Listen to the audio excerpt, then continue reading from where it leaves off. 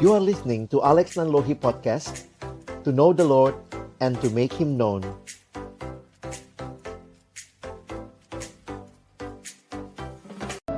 Tuhan, Kau dengar kerinduan hati kami malam hari ini. Yang kami ungkapkan melalui pujian ini, ya Tuhan, kami ingin mengenal-Mu lebih dan lebih lagi. Karena Engkau Allah yang adalah pribadi yang telah menciptakan kami. Allah yang punya tujuan dalam hidup setiap kami. Allah yang rindu kami boleh menjadi anak-anak-Mu yang kekasih, yang bukan hidup menurut apa yang kami mau atau dunia ini mau, tetapi hidup menurut kehendak-Mu. Karena itulah kami rindu makin mengenal-Mu dalam hidup kami. Dan kiranya malam hari ini, ketika kembali kami akan membuka firman-Mu, ya Tuhan, kami mohon bukalah juga hati kami.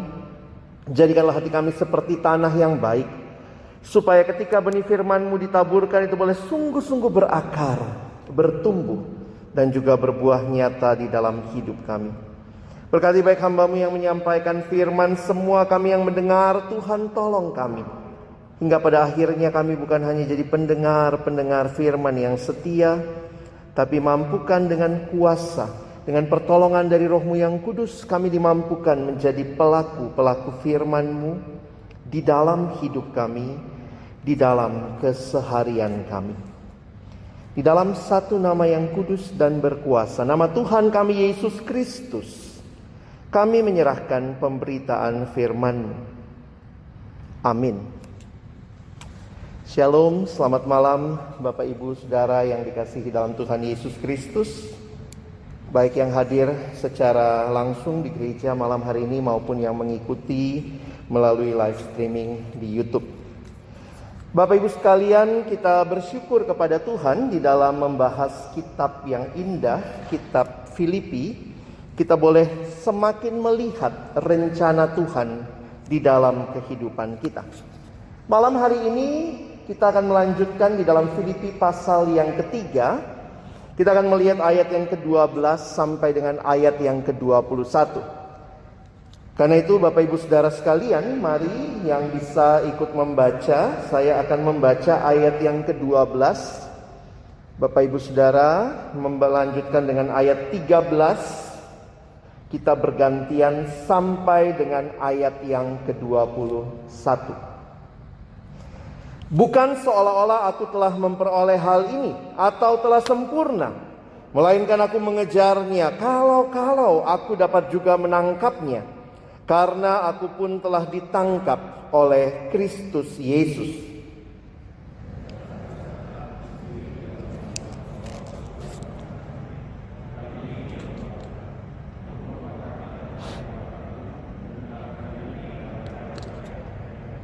Dan berlari-lari kepada tujuan untuk memperoleh hadiah, yaitu panggilan sorgawi dari Allah dalam Kristus Yesus.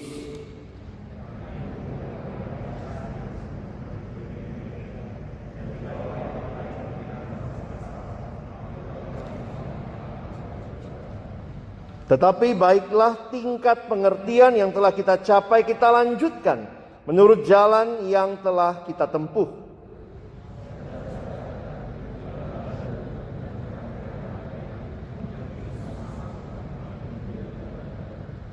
Karena seperti yang telah kerap kali kukatakan kepadamu dan yang kunyatakan pula sekarang sambil menangis, banyak orang yang hidup sebagai seteru salib Kristus.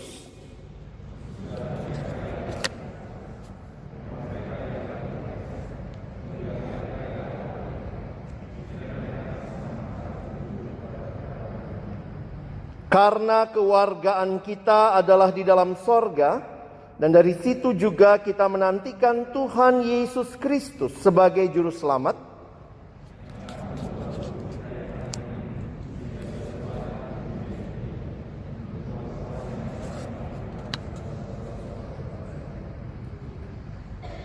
Sedemikian jauh pembacaan kitab suci, kiranya setiap kita yang berbahagia adalah yang bukan hanya membacanya, tetapi juga merenungkannya, melakukannya, dan bahkan membagikannya. Bapak Ibu Saudara yang dikasihi Tuhan, surat Paulus kepada jemaat Filipi adalah surat kiriman dari dalam penjara. Ketika Paulus ada di dalam penjara, kemungkinan besar di kota Roma, dia menuliskan surat ini kepada jemaat yang ada di Filipi. Jemaat yang juga pernah atau Paulus kunjungi dan menjadi jemaat yang menarik untuk kita perhatikan secara khusus kalau kita melihat di dalam konteks pada waktu itu, bahwa ada orang-orang yang mengajarkan ajaran yang berbeda. Sehingga kalau Bapak Ibu Saudara mengikuti, maka dalam Filipi 3 secara khusus ya, Paulus menyampaikan apa artinya menjadi Kristen dalam konteks berhadapan dengan pengajar-pengajar palsu.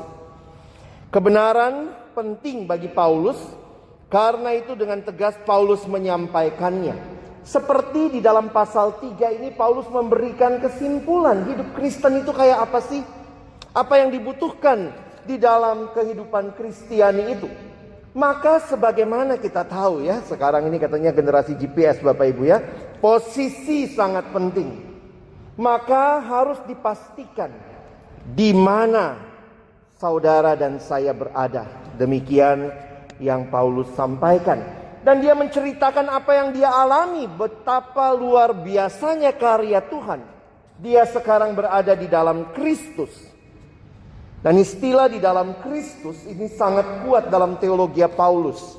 Kalau Bapak Ibu memperhatikan, ada seorang yang ngitungin saudara ya, kira-kira ada 64 kali muncul di dalam surat Paulus istilah di dalam Kristus, di dalam Dia, and Kristo. Jadi kalau ditanya, apa sih esensi menjadi orang Kristen? Maka Paulus akan menjawab, Kristus, di dalam Dia. Dan khusus dalam kitab Filipi munculnya 15 kali Bapak Ibu Saudara sekalian. Seperti yang tadi disampaikan Guru Injil Febri, maka fokus kepada Kristus menjadi satu hal yang penting yang diingatkan kepada jemaat Filipi. Di tengah-tengah ada ajaran-ajaran yang mau membelokkan mereka dari iman kepada Kristus. Salah satu yang kita sudah bahas dalam waktu yang lalu tentunya, kalau Bapak Ibu membaca pasal 3 ayat 1 sampai dengan ayatnya yang ke-11, ada guru palsu yang namanya Judaizer. Yang Paulus bilang hati-hati ya terhadap anjing-anjing ini begitu ya. Itu muncul di pasal 3 ayat 1. Apa ajaran mereka? Saya hanya mengulang sedikit bahwa mereka mengajarkan selamat itu harus dengan percaya Yesus tetap, tapi ditambah perbuatan-perbuatan tertentu, ritual-ritual tertentu, sehingga menjadi sesuatu yang Yesus plus sesuatu. Karena itu kalau Bapak Ibu ingat, minggu yang lalu mungkin waktu kita bahas pasal 3, betapa pentingnya Paulus menjelaskan bahwa semua itu kok anggap sampah ketika aku sudah mendapatkan Kristus. Keselamatan di dalam kekristenan itu bicara bukan apa yang saya lakukan, tetapi keselamatan dalam kekristenan adalah bicara percaya pada apa yang Yesus sudah lakukan bagi kita. Sehingga tidak usah ditambah lagi dengan, kalau Paulus bilang kalau mau bicara Yahudi, aku Yahudi tulen, saudara. Keselamatan bukan apa yang saya lakukan bagi Tuhan, tapi apa yang Kristus lakukan bagi kita. Jadi ternyata ada sekelompok pengajar sesat dengan ajaran seperti ini. Yesusnya nggak cukup. Maka Paulus bilang, Yesus sebagai fokus dalam hidup beriman. Tapi di sisi lain Bapak Ibu Saudara, ada juga yang punya pengajaran begini kira-kira ya. Ya sudahlah, sudah di dalam Yesus kan? Ya sudah, terima dan nikmati saja. Hidupmu biasa-biasa saja. Maka kalau kita perhatikan ayat 12 sampai 21 ini adalah seruan Paulus. Kalau minggu yang lalu untuk mereka yang merasa Yesusnya tidak cukup, sekarang buat mereka yang hanya merasa Yesus yang dia butuhkan tetapi kemudian tidak bertumbuh tidak mengalami perjuangan lebih lanjut untuk hidup sebagai anak-anak Tuhan. Jadi kalau Bapak Ibu perhatikan, warning ini, peringatan ini, kalau yang sebelumnya sudah diingatkan, danger of thinking that we can work to earn our forgiveness or salvation, kita bisa selamat dengan mencapai melakukan sesuatu. Maka kali ini Paulus ingatkan orang-orang yang sudah selamat tapi nggak ngapa-ngapain, saudara. Maka keselamatan membutuhkan respon. Yesus menghidupkan kita.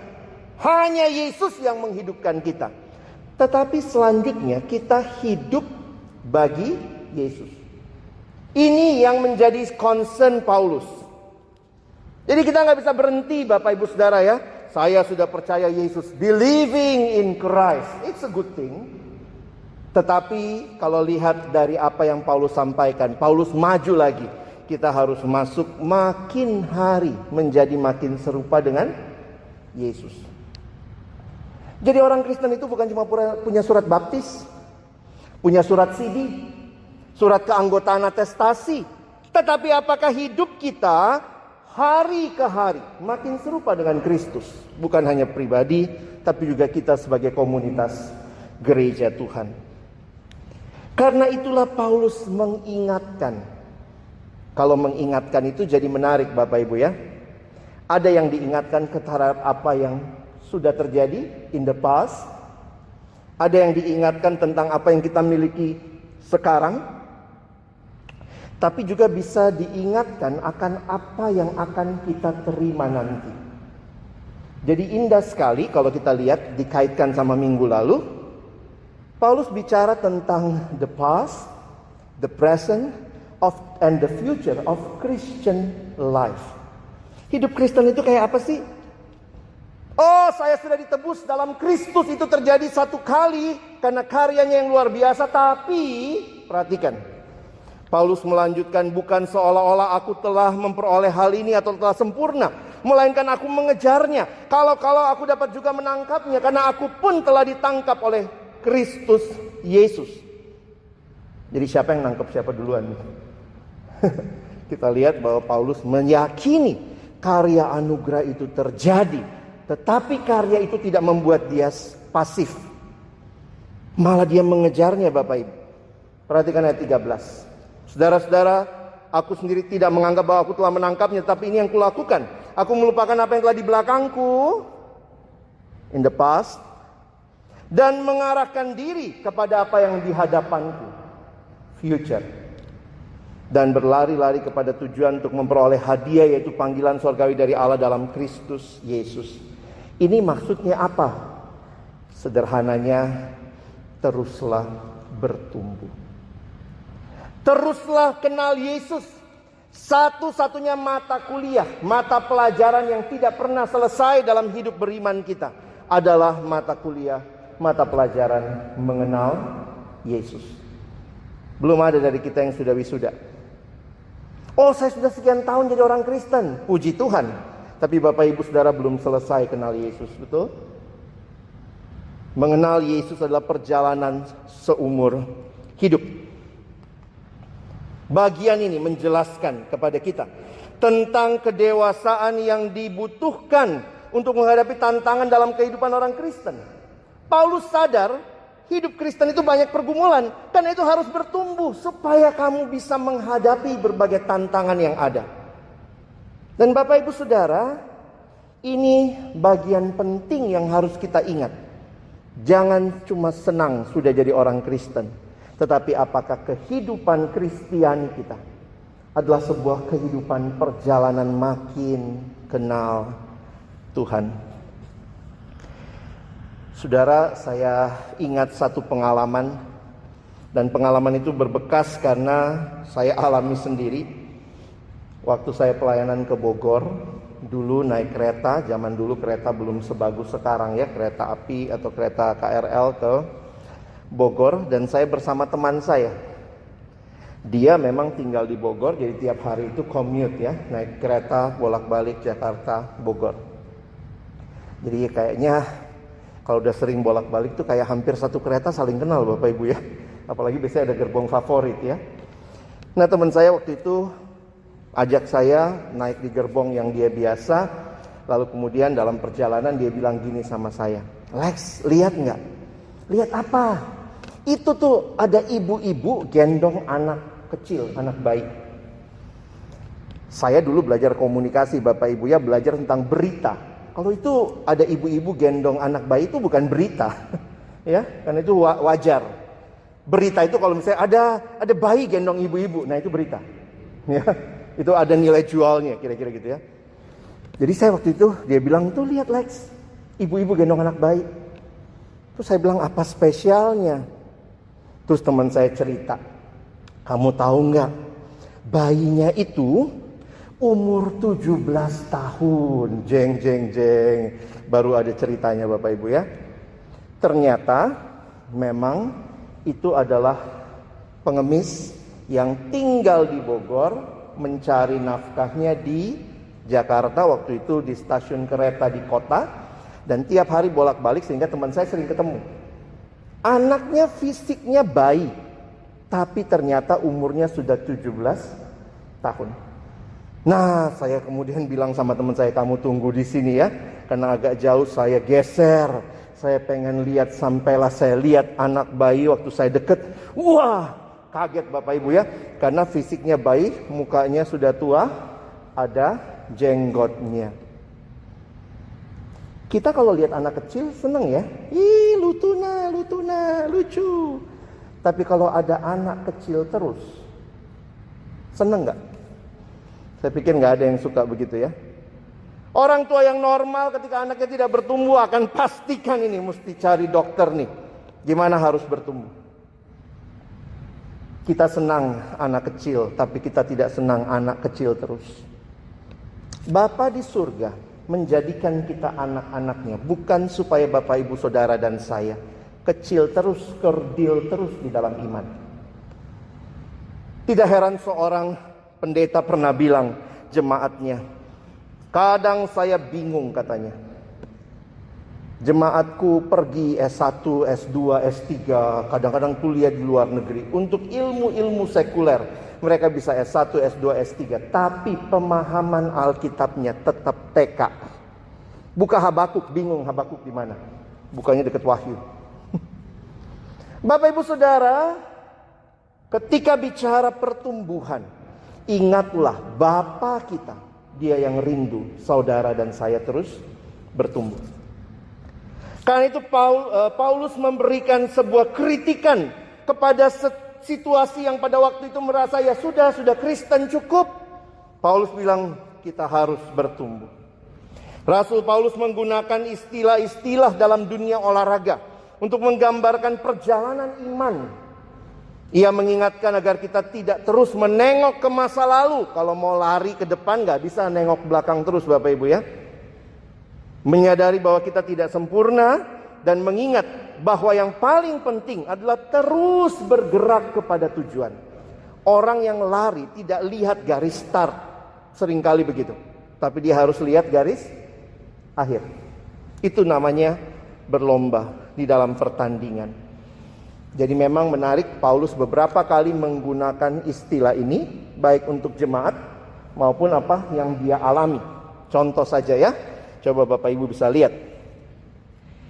1 Korintus 9, "Tidak tahukah kamu bahwa dalam gelanggang pertandingan semua peserta turut berlari, tetapi bahwa hanya satu orang saja yang mendapat hadiah?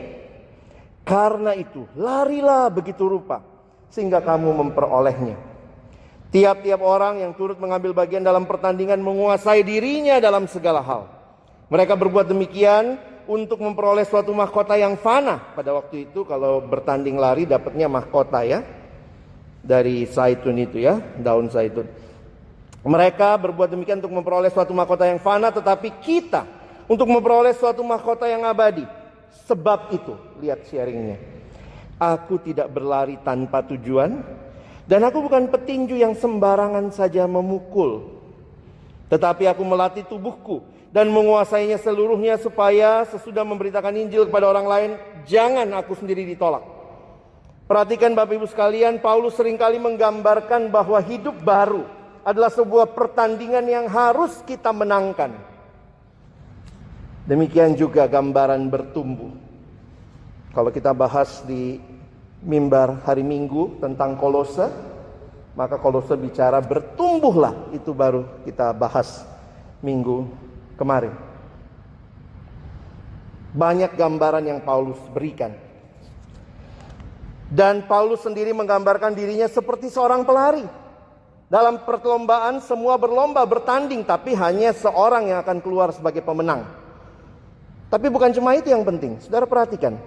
Sebabnya bukan saja perlombaan itu harus ditempuh sebaik mungkin, tetapi mempersiapkan diri dengan baik, dengan matang. Itu penting di dalam perlombaan kehidupan ini. Tidak heran di akhir hidupnya Paulus bisa bilang begini saudara. Di surat terakhir, di saat dia sudah mendekati ajalnya, kita punya surat 2 Timotius. Dia katakan di pasal 4 ayat 7, aku telah mengakhiri pertandingan yang baik, aku telah mencapai garis akhir, dan aku telah memelihara iman. Ini hidup yang tidak disesali. Sekarang telah tersedia bagiku mahkota kebenaran yang akan dikaruniakan kepadaku oleh Tuhan, hakim yang adil pada harinya. Tetapi bukan hanya kepadaku, melainkan juga pada semua orang yang merindukan kedatangannya. Saudara, mari responi panggilan Allah untuk masuk dalam perlombaan ini, untuk kita terus bertumbuh. Dan perhatikan, hanya anugerah Allah yang dapat menolong kita berhasil mencapai garis akhir kehidupan sebagai para pengikut Kristus. Jangan jadi sombong, ini bukan kekuatan kita. Tidak heran, ada satu buku rohani yang pernah saya baca waktu dia membicarakan dewasa rohani. Saudara tahu apa definisinya dewasa rohani? Orang yang dewasa rohani adalah orang yang senantiasa sadar dia belum dewasa secara rohani. Orang kalau nggak pernah sadar dia sakit, dikasih 1000 dokter di hadapannya nggak berasa butuh, saudara ya. Begitu kita rasa, khotbah pendeta ini, pendetanya masih muda, cuantaunya masih muda. Wah, saya udah pernah dengar ini. 30 tahun lalu di sini juga khotbahnya sama kok, Filipi juga. Saudara, banyak kali sikap kita menghambat kita bertumbuh. Karena tidak punya kerendahan hati untuk terus menyerahkan diri, Tuhan pimpin aku.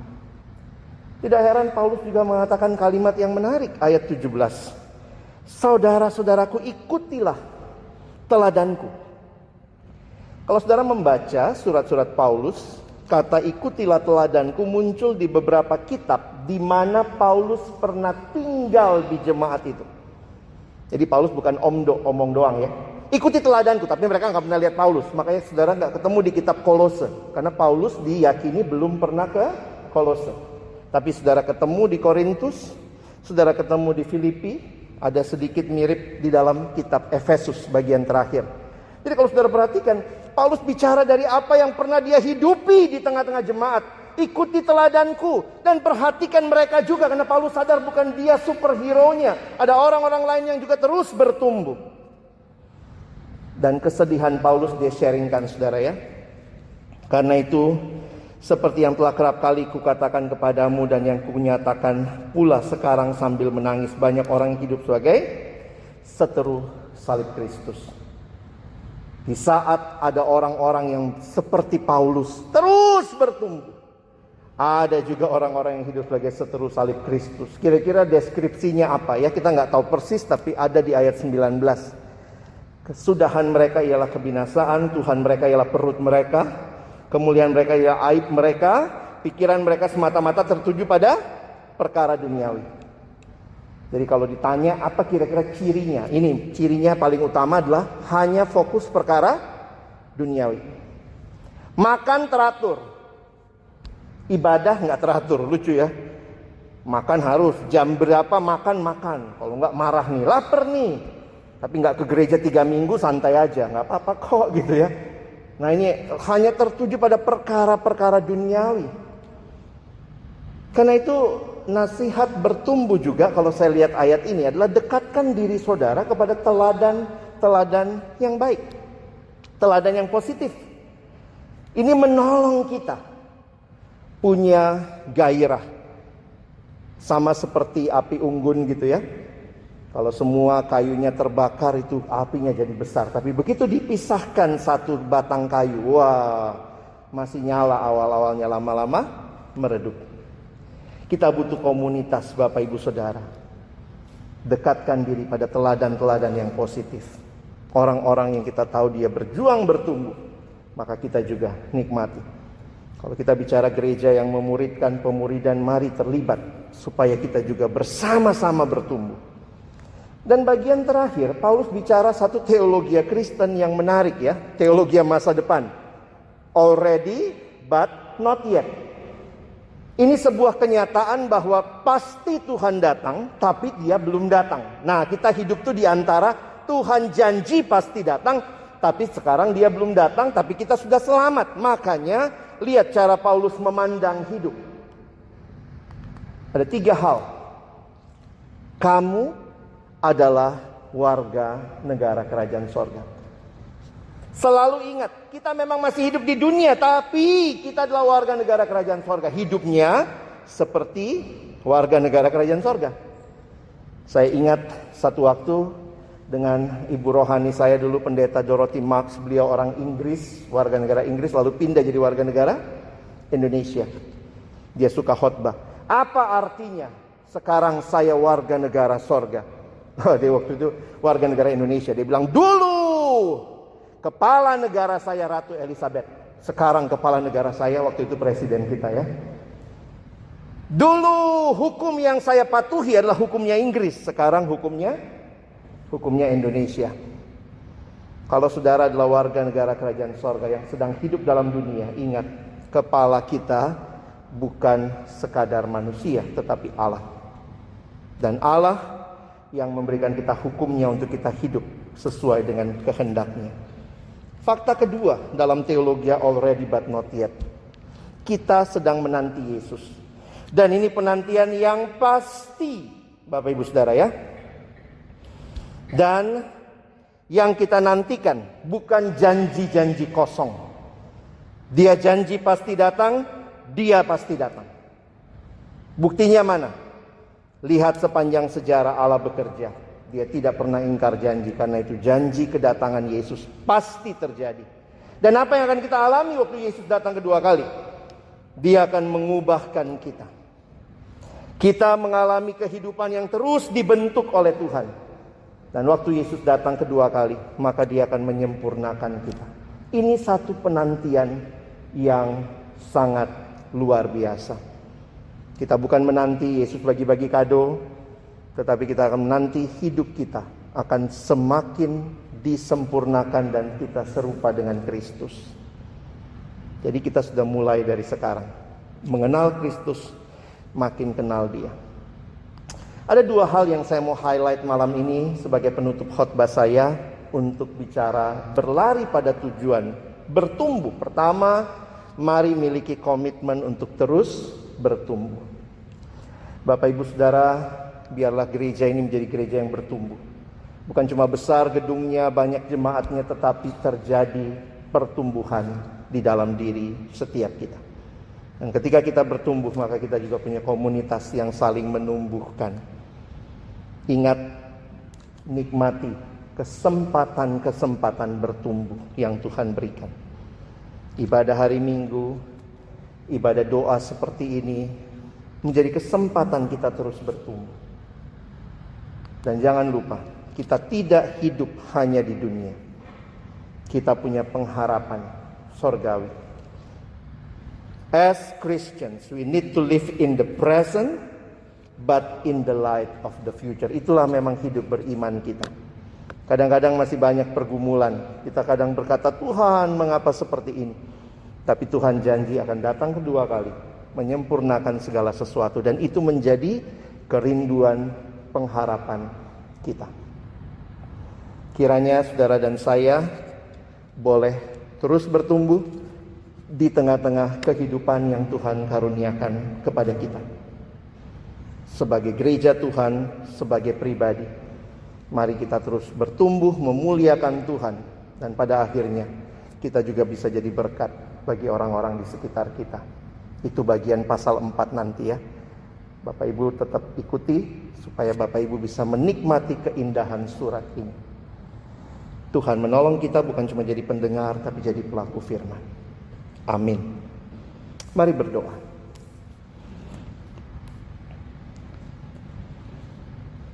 Tuhan, terima kasih banyak buat firman-Mu. Sekali lagi kami bersyukur kalau Tuhan menolong kami mengerti setiap kebenaran ini dan menghidupinya. Kami bukan hanya sudah kenal Yesus, tapi kami mau makin serupa Kristus dan bersyukur Tuhan kasih kesempatan demi kesempatan untuk kami terus bertumbuh semakin serupa dengan Kristus. Tolong kami tidak hanya jadi anak kecil yang menggemaskan, yang lucu, tetapi menjadi anak kecil yang makin bertumbuh dewasa serupa Kristus dan memuliakan Engkau. Terima kasih Tuhan. Tolong kami sekali lagi, bukan cuma jadi pendengar firman, tapi jadi pelaku firman. Dalam nama Tuhan Yesus kami bersyukur, kami berdoa. Amin.